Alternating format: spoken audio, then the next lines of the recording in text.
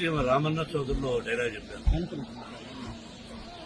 నిన్న జరిగింది మర్చిపోను, నేడు జరగాల్సింది వాయిదా వేయను, రేపటి గురించి ఆలోచించను. కానీ గతం గతం, నిన్న జరిగింది మర్చిపోవాలి, ఈరోజు ఏం చేయాలనుకోవాలి, రేపు ఇంతకంటే మంచి పనులు ఏం చేయాలని ఆలోచించుకోవాలి. సంక్రాంతి శుభాకాంక్షలు. నన్ను అడిగితే మా గురువు దాసనాథ గారు చెప్పినట్టు, అన్నయ్య చెప్పినట్టు, నందమూరి తారక రామారావు గారు, అంటే మనం చేస్తున్న వృత్తి సినిమా రంగం. మనం సినిమా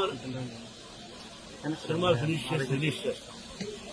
మన సినిమా హిట్ అయితేనే మనకు నిజమైన పండుగ. ఎందుకంటే చేస్తున్న ప్రొఫెషన్. అలాగే ఇక్కడ సంక్రాంతి అంటే రైతు భారతదేశానికి వెన్నుముక. రైతు బాగుంటేనే మనందరం బాగుంటుంది.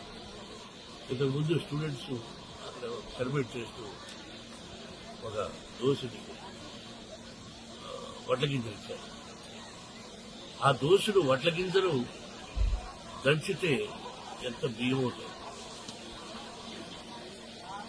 అది దోసుకుంది, ఒక పిడిగడ అవుతుంది, అర పిడిగడ అవుతుంది. అది ఒక మనిషిని బతికిస్తుంది. దాని వెనకాన రైతు కష్టం ఒక్కసారి పేపర్ మీద చేసుకుంటే గంట చెప్పాలి. నిజమైన పంట బాగా జల్లు లేకుండా, విపత్తు లేకుండా కట్టిస్తాం. కాబట్టి రైతు భారతదేశానికి నిజంగా ఇది మనందరికీ పండుగ. సంక్రాంతి పండుగ. సంక్రాంతి లక్ష్మి అందరి ఇళ్లలోకి వచ్చి అందరూ సుఖ సంతోషాలతో సౌభాగ్యంగా 100 సంవత్సరాలు క్షేమంగా ఉండాలని, కరువు కాటకాలు రాకూడదని ఆ షిరిడి సాయినాథని ప్రకృతిని